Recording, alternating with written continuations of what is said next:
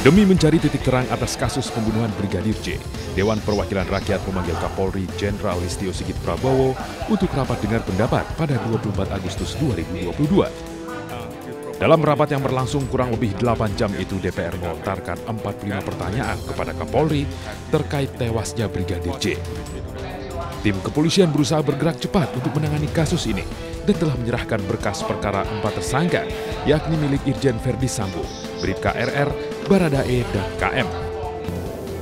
Pelakunya ada 4 yang sudah kita kirim untuk tahap pertama, dan 1 lagi juga itu bisa akan kami lakukan pemeriksaan, dan juga ada kurang lebih 35 orang yang saat ini sedang kita proses, 6 masuk dalam obstruction of justice dan sisanya akan masuk dalam pelanggaran kode etik.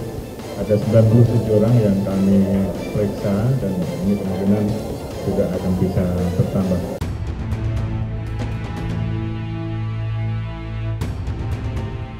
Saat rapat dengar pendapat dengan DPR, Kapolri juga sempat menyatakan akan menggali motif yang sebenarnya dari tersangka Putri Chandrawati yang diperiksa pada 26 Agustus.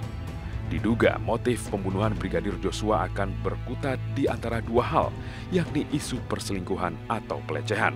Memang ada satu pemeriksaan yang memang kita tunggu untuk memastikan motif, khususnya pemeriksaan terhadap Ibu PC besok, sehingga saat ini kami sampaikan bahwa motif ini dipicu adanya laporan dari Ibu PC terkait dengan masalah-masalah yang terkait dengan masalah kesusilaan. Jadi mungkin ini juga untuk menjawab bahwa isunya antara pelecehan ataupun perselingkuhan ini sedang kami dalami.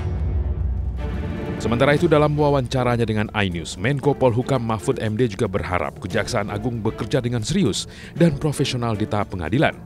Puluhan jaksa pun disiapkan untuk menangani kasus pembunuhan Brigadir J. Saya sudah koordinasi dengan Kejaksaan Agung, 30 jaksa yang bagus-bagus disiapkan agar ini tidak masuk angin. Nanti dibayar lagi, ada ini lagi. Masih ada kemungkinan celah masuk angin ya Pak Mahfud? Ya bisa saja, namanya manusia, tapi sudah saya ini orang akan mengatakan pemerintah ini bodoh kalau ini gagal menuntut, gagal membuktikan bahwa ini pelaku kejahatan gitu. Negara bisa dianggap bodoh, sebab itu saya katakan jaksanya yang benar dong. Mahfud juga berharap para pelaku yang terlibat dihukum seadil-adilnya sesuai dengan peran yang dijalankan.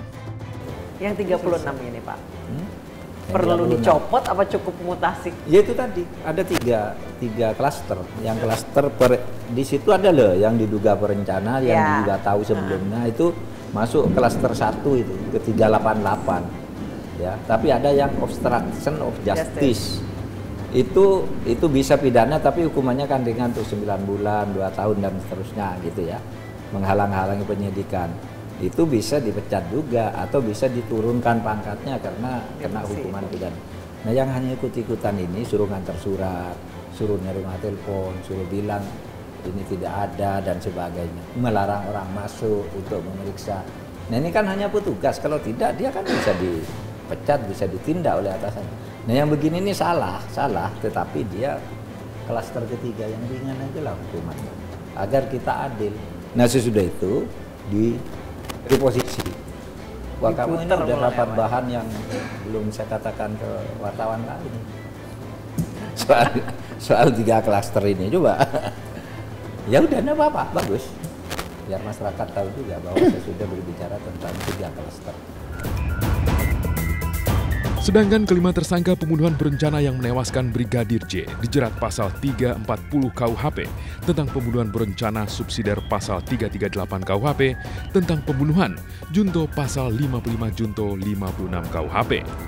Dengan ancaman pidana hukuman mati, pidana penjara seumur hidup atau penjara 20 tahun.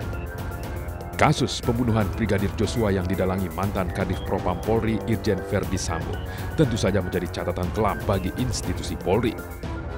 Kapolri Jenderal Listio Sigit Prabowo juga menyatakan permintaan maaf dan berjanji akan memperbaiki SDM Polri serta menindak tegas seluruh anggota yang melakukan pelanggaran hukum.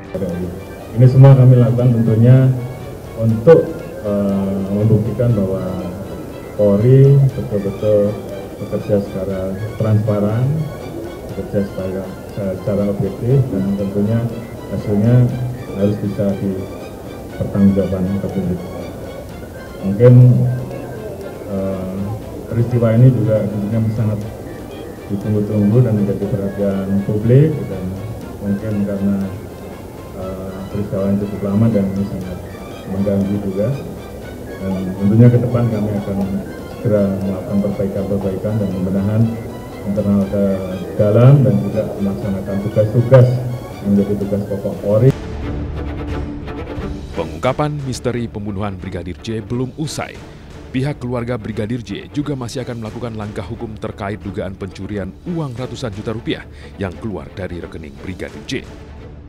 Selain itu, kasus pembunuhan Brigadir J juga meluas ke isu judi online yang diduga melibatkan Ferdi Sambo, yang membuat para penegak hukum harus bekerja keras untuk menjawab segala teka-teki yang hingga kini masih penuh misteri. Publik pun berharap seluruh aparat berwenang dapat melakukan fungsinya dengan baik dan berani membuka segala fakta agar tidak ada dusta dan sangka sangka. Jadi, jangan bilang Anda tidak tahu akan permasalahan ini, karena kami sudah memberitahukannya.